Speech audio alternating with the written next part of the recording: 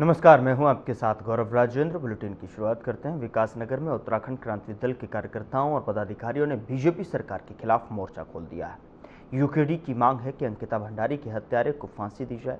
UKD कार्यकर्ताओं का कहना है कि अगर उनकी मांग पूरी नहीं की गई तो वे उग्र आंदोलन करने पर मजबूर होंगे।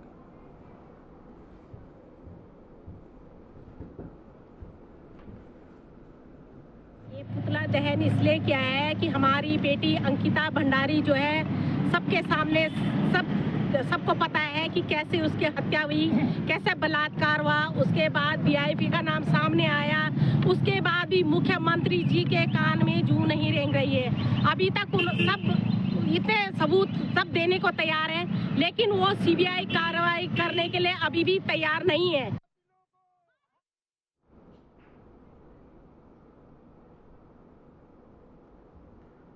उधर रामनगर के कोसी बैराज पर देर रात एक खतरनाक हादसे ने लोगों की सांसें रोक दी। स्टंट दिखा रहे युवकों की कार अचानक डिवाइडर से टकरा गई और आधी सड़क की ओर झूलती गई, जबकि आधी कार कोसी नदी के ऊपर लटकी नजर आई। प्रत्यक्षदर्शियों के अनुसार कार तेज रफ्तार में स्टंट कर रही थी और संतुलन बिगड़ने के कारण यह हादसा हुआ। घटना के समय बैराज पर कई लोग मौजूद थे जो नज़ारों का आनंद ले रहे थे या सेल्फी ले रहे थे। गनीमत रही कि कोई बड़ा हादसा नहीं हुआ। मौके पर पहुंचे स्थानीय सामाजिक कार्यकर्ता मुकेश ने युवकों को फटकार लगाई और प्रशासन से सख्त कार्रवाई की मांग की। पुलिस ने भी जांच शुरू कर दी। आपको बता दें कि कार सवार युवकों की पहचान के लिए सीसीटीवी फुटेज खंगाली जा रही है। यह घटना एक बार फिर सवाल खड़ा करती है कि सार्वजनिक स्थानों पर स्टंट और लापरवाही आम लोगों की जान पर कब तक भारी पड़ती रहेगी।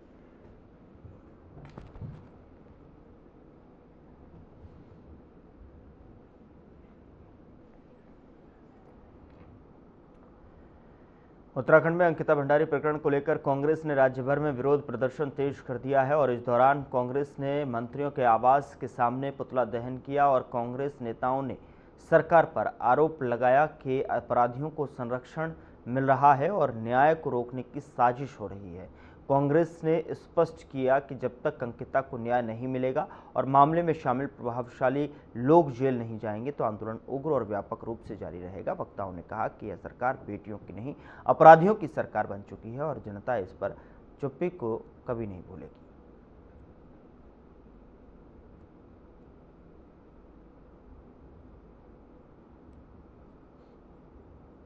रामनगर में बाघ के हमले में महिला की मौत के बाद कॉर्बेट टाइगर रिजर्व प्रशासन अलर्ट मोड में है। घटनास्थल के पास बाघ को पकड़ने के लिए पिंजरा लगाया गया है और ट्रैकुलाइज कर रेस्क्यू की अनुमति मिल चुकी है। हाथियों से गश्त और ड्रोन निगरानी और कैमरा ट्रैप के जरिए बाघ की गतिविधियों पर नजर रखी जा रही है। प्रशासन ने ग्रामीणों से सतर्क रहने की भी अपील की है।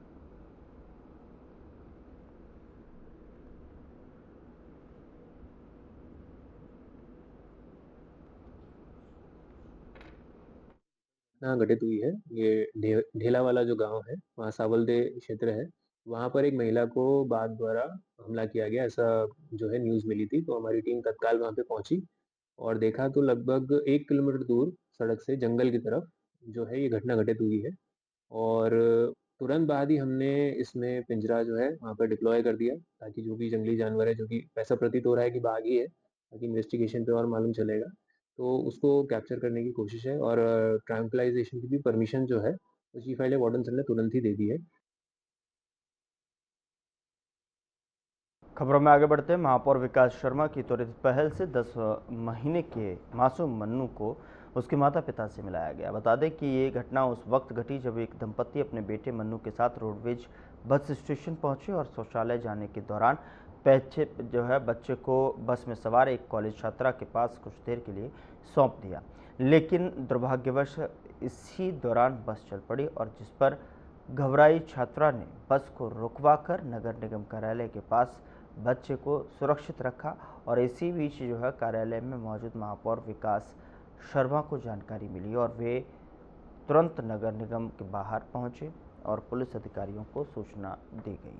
और बता दें कि मीडिया को भी इस मौके पर बुलाया गया और मीडिया के सहयोग के लिए आभार व्यक्त किया और साथ ही माता पिता को भविष्य में इस तरह की लापरवाही से बचने की सख्त हिदायत दी।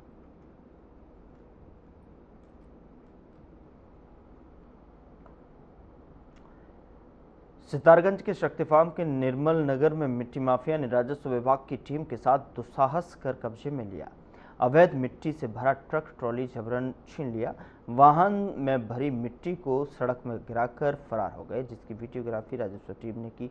वहीं जिसके आधार पर तहसीलदार ने लगभग अज्ञात लोगों के खिलाफ सरकारी कार्य में बाधा समेत विभिन्न धाराओं में मुकदमा पंजीकृत करा दिया है।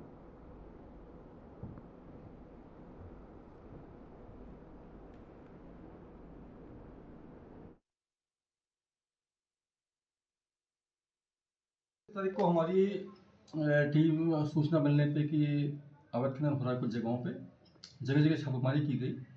अलग अलग पटवारियों की टीम हमारी यहाँ से तहसील से मूव करी। इसके बाद एक जगह निर्मल नगर में एक ट्रॉली पकड़ी गई त्रिलोचन सुयाल पटवारी द्वारा, जो क्षेत्रीय पटवारी नहीं थे परंतु टीम के मेंबर थे, वो छापेमारी टीम के मेंबर थे, उनके द्वारा पकड़ी गई। तो पकड़ के मुझे सूचना दी गई कि पकड़ ली गई है, तो मैंने कहा इसको ले आओ। यहाँ से बैकअप भी भेज रहा था उनके लिए, लेकिन इसी बीच में क्या हुआ, बैकअप भेजने से पहले ही वहाँ बलपूर्वक लोगों द्वारा भीड़ जमा की गई। उसके बाद उनसे ज़बरदस्ती ट्रॉली छीन के मिट्टी भी गिरा दी गई, ट्रॉली लेके भाग गए। इसी मामले पे एफआईआर दर्ज की गई है और ऐसा अवैध खनन करता जो भी पाएगा बिना परमिशन के कार्रवाई की जाती रहेगी।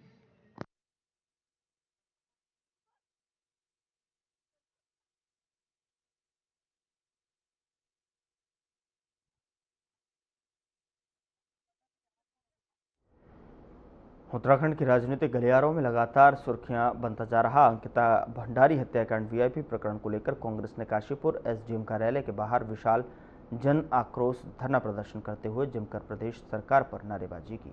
सैकड़ों कांग्रेस नेता और कार्यकर्ताओं ने हाथ में अंकिता भंडारी की तख्ती लेकर अंकिता भंडारी हत्याकांड में चर्चित वीआईपी प्रकरण की सीबीआई जांच की मांग की और जमकर नारेबाजी भी की। बता दें कि कांग्रेस नेता अनुपम शर्मा ने भाजपा सरकार पर आरोप लगाते हुए सरकार दोषियों को बचाने का प्रयास कर रही है और वीआईपी का नाम उजागर होने के बाद भी कार्रवाई न होने इस बात का साफ संकेत है। तो वहीं महानगर अध्यक्ष अलकापाल ने भी भाजपा सरकार भी निशाना साधते हुए कहा कि 3 साल पूरे होने पर भी अंकिता भंडारी को न्याय नहीं मिला।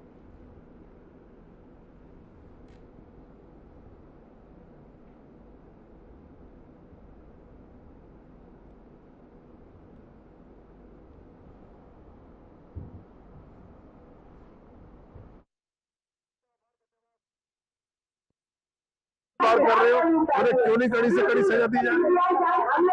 क्या भारतीय जनता पार्टी ने अपने बड़े नेताओं की मौज मस्ती के लिए ये थाईलैंड बनाने की कोशिश कर रहे हैं हमारी देवभूमि को?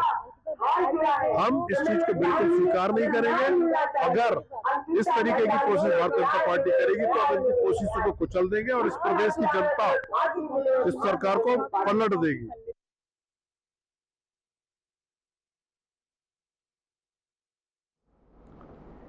पिरुमदारा क्षेत्र में चोरों के हौसले बढ़ते जा रहे हैं। दरअसल नेशनल हाईवे 309 पर स्थित एक दुकान में देर रात अज्ञात चोरों ने ताले तोड़कर प्रवेश किया और चोरी से पहले सीसीटीवी कैमरे भी तोड़ दिए गए। चोरों ने करीब 25,000 नगद और 40 से 50 सिगरेट की डिब्बियां चोरी कर ली। दुकानदार अर्पित गुप्ता ने बताया कि 2 माह पहले भी उनकी दुकान को निशाना बनाया गया था, लेकिन पुलिस ने कोई ठोस कार्रवाई नहीं की और स्थानीय लोग रात्रि गश्त बढ़ाने और चोरों की जल्द गिरफ्तारी की मांग कर रहे हैं और पिरुमदारा चौकी इंचार्ज बॉबी बिस्ट ने जांच शुरू करने की पुष्टि की।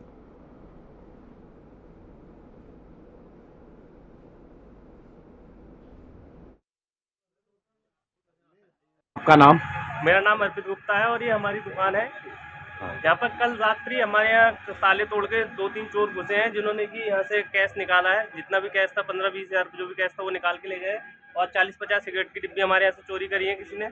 एक बार पहले भी हमारे यहाँ चोरी हुई थी जिसके ऊपर कोई छानबीन नहीं की गई। जो पहले चोरी हुई थी उसकी सूचना पुलिस को दी गई थी? उसकी सूचना भी पुलिस को दी थी, लेकिन अभी तक उसका कोई परिणाम नहीं बताया कि हमें क्या हुआ क्या नहीं हुआ। एक बार फिर आज चोरी हुई है।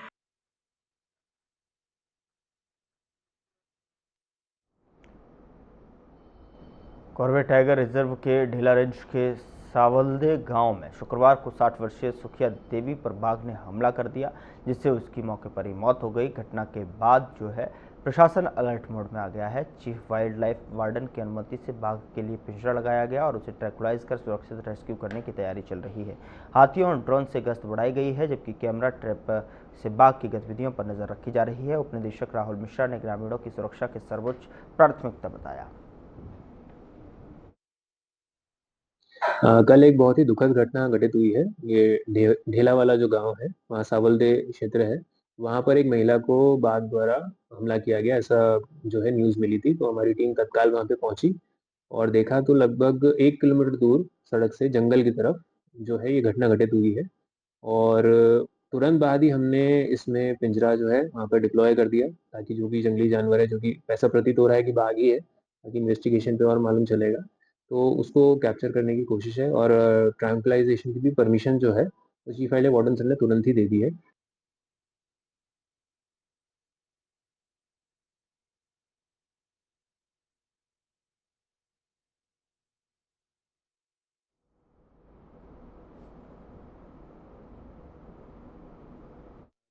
ये दुखद घटना घटित हुई है। ये ढेला वाला जो गांव है, वहाँ सावलदे क्षेत्र है, वहाँ पर एक महिला को बाघ द्वारा हमला किया गया, ऐसा जो है न्यूज़ मिली थी। तो हमारी टीम तत्काल यहाँ रुक रहे हैं एक छोटे से ब्रेक के लिए।